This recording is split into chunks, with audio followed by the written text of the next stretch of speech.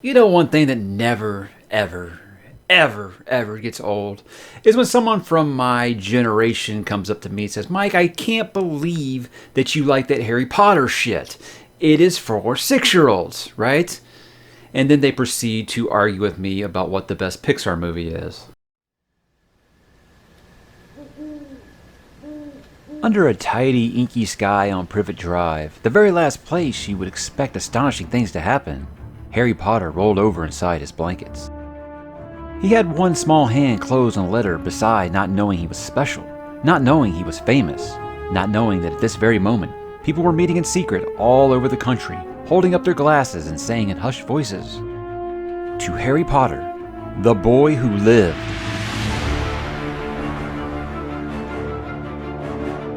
It matters not what someone is born, but what they grow to be. For it is our choices that show what we truly are, far more than our abilities.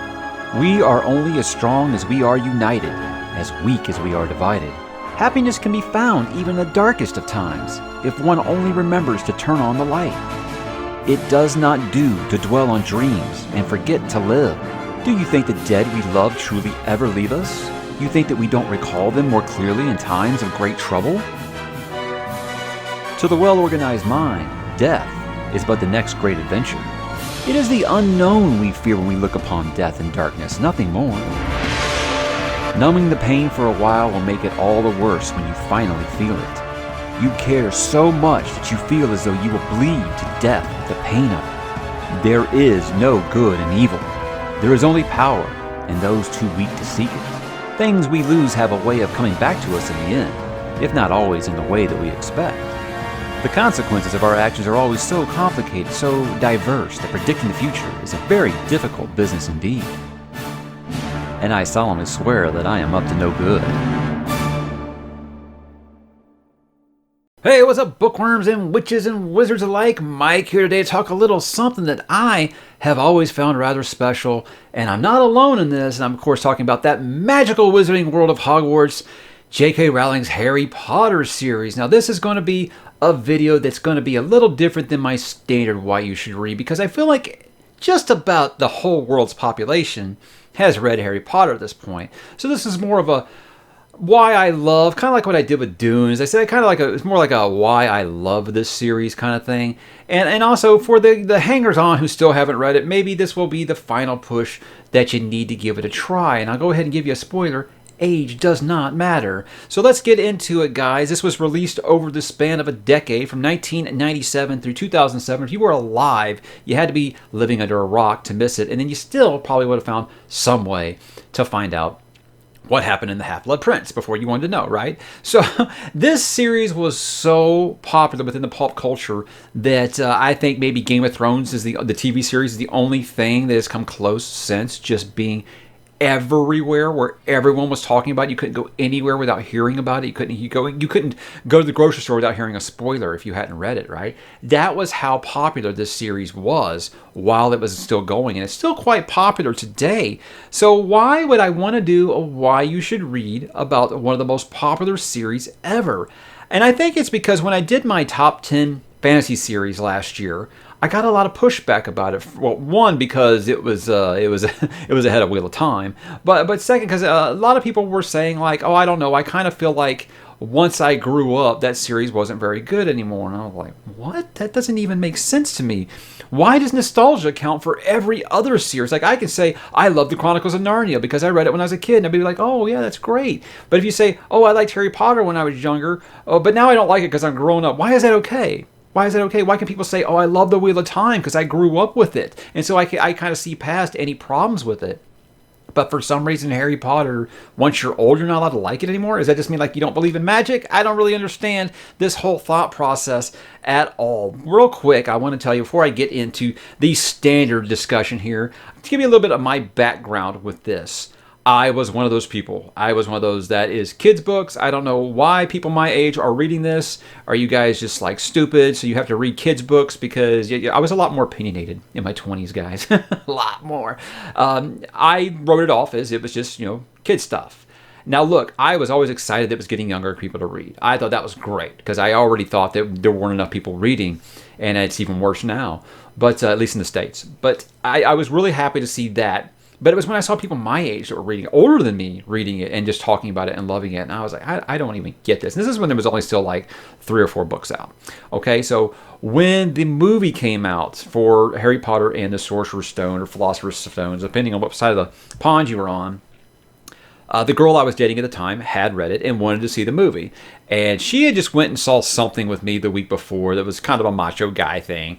And so she said, I tell you what, if I go see that with you, then you got to take me to go see Harry Potter next week. And I was like, well, I would take you anyway, but okay, sure, let's go. And I loved it. I loved the movie. I had a great time with it, more than I expected to. So the next day at work, at the time I worked at a mall. I worked at an electronics boutique. You guys remember those? It's now known as GameStop. But I went down to the bookstore on my lunch break like I usually do because that's just what I did. Because you could just read the books in there for free. You know, I would do that on my lunch break. Anyway, and I saw the box set that was paperbacks of the first 4 books of Harry Potter.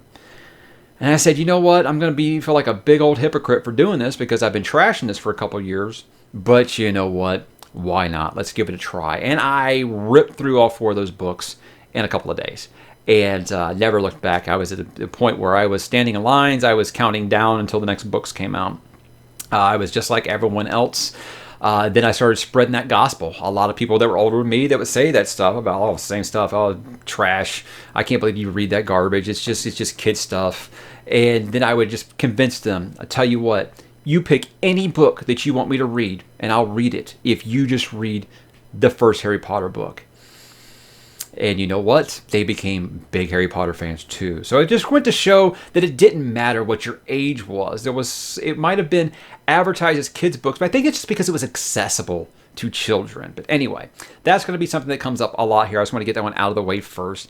If you are one of the few people in the world who do not know anything about Harry Potter, I'm going to do like I usually do now and talk about what is it about. Okay, Harry Potter's life is miserable. His parents are dead and he's stuck with his heartless relatives who force him to live in a tiny closet under the stairs. But his fortune changes when he receives a letter that tells him the truth about himself. He's a wizard. A mysterious visitor rescues him from his relatives and takes him to his new home at Hogwarts School of Witchcraft and Wizardry. After a lifetime of bottling up his magical powers, Harry finally feels like a normal kid. But even within the wizardry community, he is special. He is the boy who lived.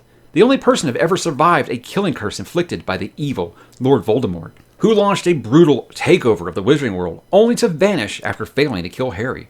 And from ages 11 through 17, Harry is joined by his best friends, Ron and Hermione, as they battle the forces of the unknown and the evil, while always under the looming threat of the return of he who must not be named. So yes, very vague, okay? But again, like I said, I feel like anyone who hasn't read these has at least seen the movies. If you don't know that, you know a lot of these things. I can't think of very many things that have reached our pop culture to a point to where it's just used in dialogue by people who've never read these books, you know? That's just how big this was. But guys, let's go like we always do. What makes it good or bad? And I'm not going to lie to you at all here. It's going to be mostly good because I don't have a lot bad to say about this. The good is, I am a sucker for the coming-of-age story, and this is one of the best ones. Age 11 through 17, you get to spend with these 3 main characters, Ron, Harry, and Hermione, and it is just wonderful. It will make you feel like a kid again. I cannot even explain some of the things in here that really take you back to your preteen and teenage years. And obviously you weren't going through the things that they were going through. It's going to be quite different, but again, there's a lot of things in here that you'll be able to identify with. I think there's a little something for everyone, but following these 3 main characters from adolescence all the way through a young adulthood is just magical. I don't know what way to put it. And it took a concept that should have been corny and made it fun, witches and wizards and magic and alternate, not really alternate realities, but like hidden secret worlds and flying on brooms, and magic wands, stuff that before this series, people have been like, oh, okay, are you doing a magic show, Houdini? And it just embraced it. It just went for it and made it fun. And I can't say more about it than that. That it just, I don't know how you're able to take a concept like that and not have people just kind of laugh you out of the room, over the age of like 7. How are you able to do that? So it really was, for lack of a better word, magical in that respect, is that it took something that ridiculously on the nose and just made us have a good time with it, not ever think that it's anything that should be laughed at. It's amazing that she was able to pull that off. And what I think I like the best about these books is I felt like, no, it wasn't like a hard, detective story or anything, but I felt like each one had a mystery that you were trying to figure out, almost like an Agatha Christie novel. Obviously not that heavy. I love Agatha Christie. I'm not demeaning that at all. What I mean, and this is a compliment, is that each one you're trying to figure out these little mysteries. Now you have your big overarching mysteries from like books. I think about book 5 through 7 really gets deep into the lore and stuff. But those first 3 or 4, it really is just a straight mystery. Who done it? Who did this? Why are they doing that? Why is this artifact here? That kind of thing. And it kept you guessing the whole way. And I think back to the first time I read Harry Potter and the Prisoner of Azkaban, and just having that ending completely subvert my expectation in a way I never expected. That was a point where I was like, well, if these books are for kids, well, then I'm the dum-dum because I never saw that coming. But one thing I think that Miss Rowling doesn't get enough credit for is this fully realized world that she made here. She wasn't afraid. She knew that her audience was younger children, right? I mean, she knew that probably I say 12 and under really was the target range, at least when she started these. But she wasn't afraid to confuse them with things like banks and finance and schooling and politics, things like that. She wasn't afraid to kind of make them work for it. So think a little bit. And I felt like themes in this book of death and power are very, very heavy. Harry having to deal with not only facing maybe his death, but the death of loved ones, obviously, overcoming the loss of his parents, overcoming the loss of other people.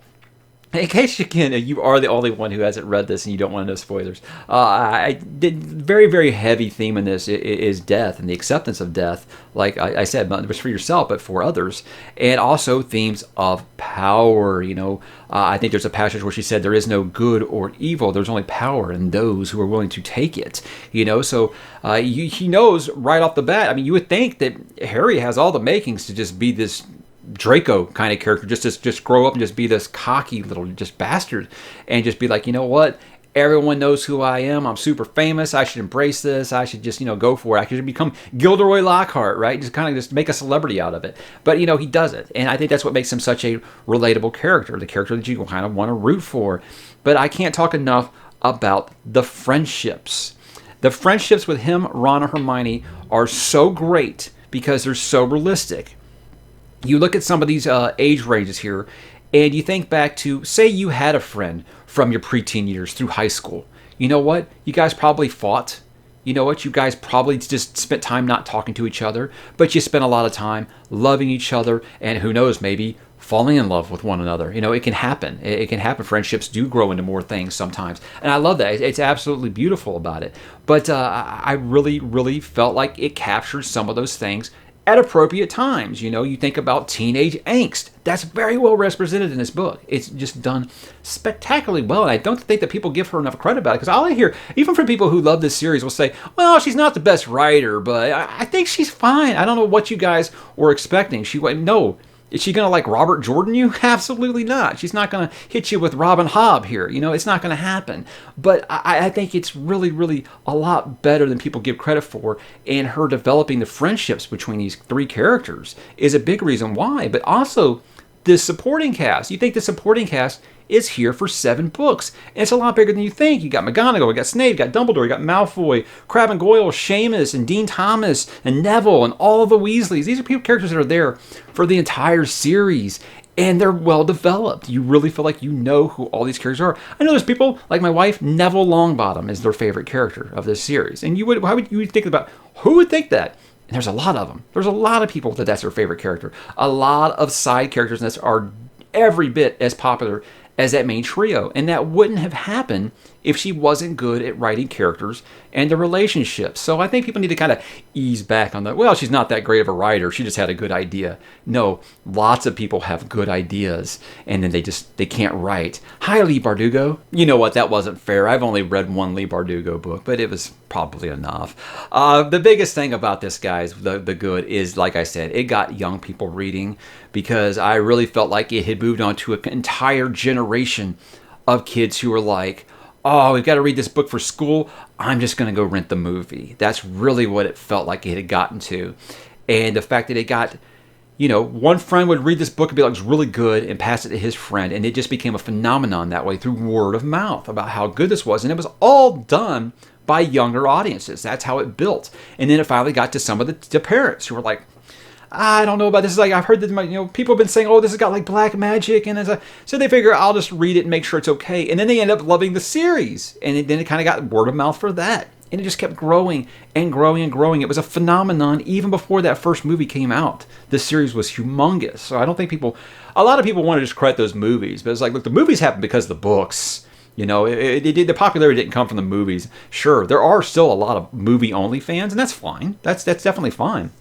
I enjoy those movies for what they were, absolutely. I think it's impressive that they kept almost that entire cast together for 8 movies. I think it was Crabbe or Goyle, one of them, I think was like the only one there at the last movie who got in trouble with the law or something, couldn't be in the movie. It's amazing that they were able to do that. But again, you got young people reading, and to me that is the biggest thing out of this, because there are bibliophiles now that were born out of Harry Potter. They were really came into their own with Harry Potter, and it just grew to them becoming huge bibliophiles. I'm sure that there's some people that are constant viewers of this channel that will tell me that they started with Harry Potter. It's just going to happen, and I love that. I think that's great. I really feel like this is kind of like me reading The Hobbit as a kid, really being that gateway for me into fantasy. I feel like that Harry Potter definitely was for a lot of younger readings. But guys, I got thing about this is I just don't think that people understand the impact that this had on the pop culture for an entire generation. I mean, there are things like Expelliarmus and Alohomora, and Wingardium Leviosa that people would have had no idea what was going on except for J.K. Rowling inside of her head, and now it is just used. I mean, the other day, a kid had something he wasn't supposed to hold, and I just held my pen up and said Expelliarmus or Stupefy, and it was funny. At least it wasn't my house. I don't know about your house, but mine it was. But it's just the pop culture impact of this, the footprint is massive. And it's still big today. It's like I go into a bookstore now and they still have huge end caps of nothing but Harry Potter merchandise. So it's still huge. And as I said, a whole generation born out of this, and now that generation is passing it on to their kids. So I don't see this going away anytime soon, and I think that's just magnificent. Now, there are a couple of bad things here, but again, this is going to be subjective to you. I really had to think about what I found bad about this series, because look, I'm not the big epic fantasy snob that thinks, oh, well, I'm this old, I can't read anything that isn't like Malazan, No, I think it's fine to read stuff that might not challenge you that much. I know I'm really, really hard on YA on this channel. I've gotten that reputation, at least. I really don't know where this falls under. Urban fantasy, if this falls under young adult fantasy, I'm not really even sure. It seems like it's one of those that just kind of transcends genre. But I think that epic fantasy, big time, heavy fantasy fans, they're not gonna be able to look past their accomplishments, so to speak, to look at this and say, oh, well, I'm not going to waste my time reading something that was written for 6-year-olds. They really believe that. I think that people believe that until they actually read it. And there's the thing, that a lot of people have said, well, I tried the first book and it wasn't for me. The series grows as the reader grows, and you got to understand, the first book probably was written for 11-year-olds.